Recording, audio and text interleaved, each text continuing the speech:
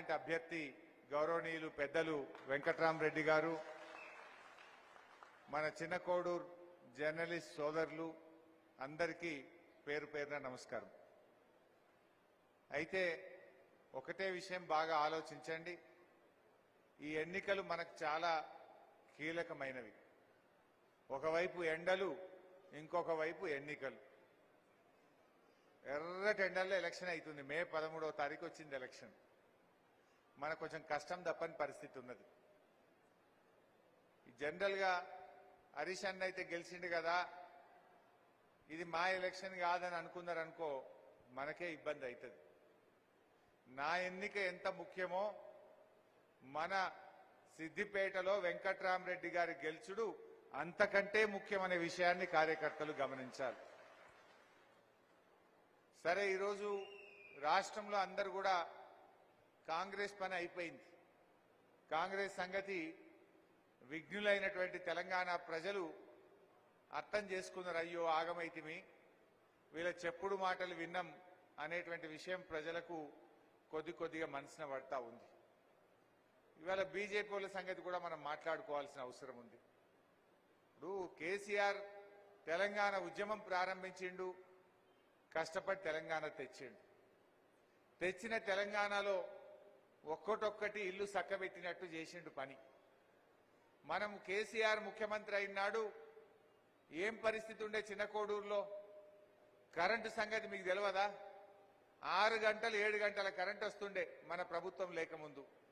రాత్రిపూట 3 గంటలు, పొద్దున్న దాకా 3 గంటల కరెంటు వచ్చు. అప్పుడు కిరణ్ కుమార్ రెడ్డి గారు, అదే రోషయ్య గారు, రాజశేఖర రెడ్డి గారు ఉన్నప్పుడు 5-6 గంటల కరెంటు వచ్చేది. ఇవాళ కేసీఆర్ గారు దాదాపు 90,000 కోట్లు ఖర్చుపెట్టి మోటార్లు కాలకుండా, ట్రాన్స్ఫార్మర్లు కాలకుండా 24 గంటల కరెంటు మన చిన్న కోడూరులో వచ్చిందా రాలేదా? ఎన్ని సబ్స్టేషన్లు పెట్టిందే మీ దగ్గర? 2 ఊర్లకు 3 ఊర్లకు ఒక సబ్స్టేషన్ పెట్టిన చిన్న కోడూరులో. ఒక చిన్న కోడూరు మండలంలో 12 సబ్స్టేషన్లు కట్టించిన నేను. దాంతో మోటార్లు కాలకుండా మంచి కరెంట్ వచ్చింది. కేసీఆర్ గారు కరెంటును చక్కదిద్దిండు. మిషన్ భగీరథ పెట్టి మంచినీళ్ల కష్టాలు తీర్చిండు. కాళేశ్వరం ప్రాజెక్టు కట్టి మన చిన్న కోడూరు మండల నెత్తి మీద రంగనాయక్ సాగర్ ను పెడితే ఇవాళ సాగునీటి కష్టాలు కూడా తప్పించిండు మన కేసీఆర్. మీకు తెలియదా? చిన్న కోడూరు వాళ్ళు, అరే ఆ చిన్న కోడూరు పెద్ద చెరువు అయితే 30 ఏళ్లకు ఒక్కనాడు నిండలే, 20 ఏళ్లకు ఒక్కనాడు మత్తడి దుంకలే. మాచాపూరోళ్ళు ఇప్పుడేమో అది నిండంగా చూడలే, ఇప్పుడు ఎండంగా చూడని పరిస్థితి వచ్చింది మాచాపూర్లో. ఇవాళ ఇంత ఈ ఎండాకాలంలో యాసంగిలో ఇన్ని వడ్లు పండిస్తుంది చిన్న కోడూరు అంటే, అటు మందపల్లి గోనపల్లి వాగుల ఇబ్రాహిం నగర్కి వెళ్ళి, అటు కస్తూరుపల్లికి వెళ్ళి అటు నీళ్లు చూస్తున్నాం, ఇటు చెరువులు నింపుకున్నాం. ఇంత బోర్ల బాయిలలో ఇంత ఊట ఉండుట్లా, గా కాళేశ్వరం ఉండుట్లా ఇంత చిన్న కోడూరు పచ్చగా కనబడ్డది. మీకు యాదుకుందో లేదో గాని, వెనకట కాంగ్రెస్ గవర్నమెంట్ లా కరువు పడితే గొర్రెలు మేకలకు కూడా గడ్డి దొరకలే, పశువులకు కూడా గడ్డి దొరకలే. గదే చిన్న కోడూరు చింత చెట్ల కింద ఆంధ్రాకెళ్ళి గడ్డి తెచ్చి గడ్డి కేంద్రాలు పెట్టి కూడా పశువుల్ని కాపాడుకున్నాం. యాదుకుందో లేదో మీకు? కొన్ని పశువులేమో కబేలాకు పోయినాయి, ఆల్ కబీర్కు అల్లాన కొట్టిండ్రు. కొంతమంది ఏమో జీవాలను కాపాడుకోవాలంటే గడ్డి కేంద్రాలు పెట్టి పశువుల్ని కాపాడుకున్నటువంటి విషయాన్ని నేను మీకు గుర్తు చేస్తా ఉన్నా. అది ఏంటంటే ఇలా కొంత సామెత ఉంటుంది, కాలు పెట్టిన యాళ్ళ అంటారు. కేసీఆర్ కాలు పెట్టిండు, 10 ఏళ్ళు కరువే లేదు. ఇప్పుడు కాంగ్రెస్ వాళ్ళు కాలు పెట్టిండ్రు, మళ్ళీ కరువు మోపైంది. కాంగ్రెస్ వచ్చింది, కరువు మోపైంది. ఇలా రాష్ట్రం మొత్తం లక్షల ఎకరాల్లో పంట ఎండిపోయింది. మళ్ళా మోటార్లు కాలుతున్నాయి. అలేవే ఊర్ల పొన్న మళ్ళా మోటార్లు కాలుతున్నాయి. ఊర్ల పొన్న మళ్ళా బాయి గడ్డల మీద క్రేన్లు పెట్టి లోతు తీస్తున్నారు, బాయిలు అవుతున్నారు. కొత్తగా బోర్లు వేసే పరిస్థితి వచ్చింది. మళ్లీ రైతులకు కష్టాలు మోపైనాయి. ఇలా ఏ ఒక్క హామీ అమలు చేసినారు కాంగ్రెస్ వాళ్ళు? ఎన్ని చెప్పిండ్రు?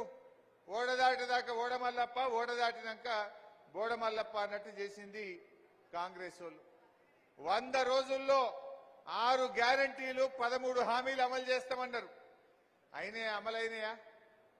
దాని పేరు ముద్దుగా పేరు పెట్టిండ్రు, ఏందంటే గ్యారంటీలు అని పేరు పెట్టిండ్రు. మరి గ్యారంటీ అంటే పక్కా చేస్తామన్నట్టు.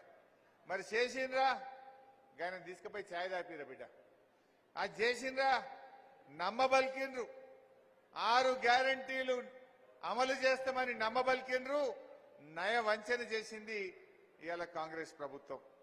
అందువల్ల దయచేసి ఆలోచన చేయండి. ఈ తాపగిట్ట మళ్ళా కాంగ్రెస్ వాళ్ళు చేతులకెళ్ళి జారిపోతే మళ్ళా 5 ఏళ్ల దాకా దొరకరు. కాంగ్రెస్ వాళ్ళ గట్టిగా సురుకు పెడితేనే రేపు నేను అసెంబ్లీలో బల్ల గుద్ది ఏమైంది మీ హామీలని చెప్పి నేను అడగగలుగుతా, కొట్లాడి హామీలు అమలు చేయించగలుగుతా. మొన్న అసెంబ్లీలో మాట్లాడిన మీరు చూసిండ్రు పోయినసారి ఎంత గట్టిగా సమాధానం చెప్పిందో మీరు అందరు కూడా చూశారు. మరి రేపు కూడా మనం మాట్లాడాల్సినటువంటి అవసరం ఉంది. ఒకసారి చూద్దాం ఏమి హామీలు ఇచ్చిండ్రు, ఏమి అమలు చేయలేదు. మీకు అర్థమైతే మీరు ఊర్లలో పోయి ప్రజలకు అర్థం చేయించగలుగుతారు. దయచేసి కార్యకర్తలు అవసరమైతే మీ ఫోన్లో వీడియో తీసుకోండి, రికార్డు చేసుకోండి. ఊర్లలో పోయి మంచిగా అక్క చెల్లెలకు అన్నదమ్ములకు కాంగ్రెస్ ఎట్లా మోసం చేసిందో మీరు వివరించాల్సినటువంటి అవసరం. మొదటిది 2 లక్షల రుణమాఫీ. ఇవాళ రుణమాఫీ చేసిన వాళ్ళందరినీ నేను విజ్ఞప్తి చేస్తున్నా, ఎంబడే బ్యాంకు పోయి 2 లక్షలు తెచ్చుకోండి. డిసెంబర్ 9 నాడు నేను రాగానే మాఫీ చేస్తా. ఇవాళ చంద్రశేఖరరావు ఏమనుకుంటున్నా అంటే రుణమాఫీ చేసిన ఓట్లు నాకు పడతాయని.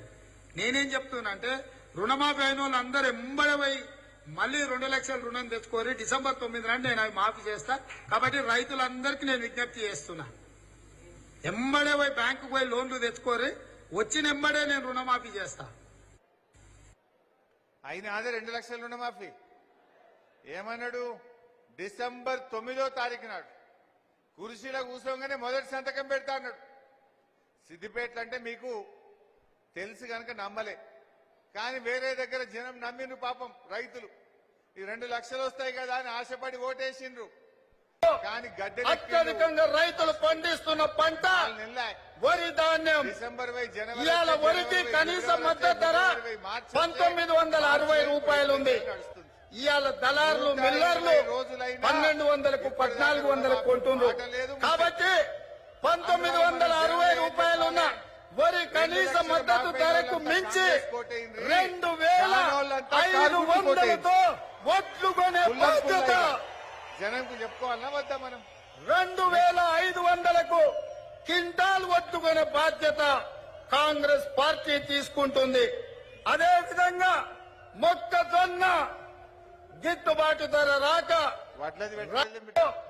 అత్యధికంగా రైతులు పండిస్తున్న పంట వరి ధాన్యం ఇవాళ వరికి కనీస మద్దతు ధర 1960 రూపాయలు ఉంది.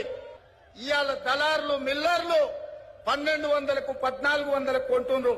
కాబట్టి 1960 రూపాయలు ఉన్న వరి కనీస మద్దతు ధరకు మించి 2500తో ఒట్లు కొనే బాధ్యత 2500కు క్వింటాల్ ఒట్లు కొనే బాధ్యత కాంగ్రెస్ పార్టీ తీసుకుంటుంది. అదేవిధంగా మొక్కజొన్న గిట్టుబాటు ధర రాక రైతులు చనిపోతున్నారు. ఇవాళ కనీసం మద్దతు ధర 1870 రూపాయలు ఉంది. సంవత్సరానికి ప్రతి రైతుకు ఎకరాకు 15,000 రూపాయలు వ్యవసాయ పన్నులు మొదలయ్యే సంవత్సరం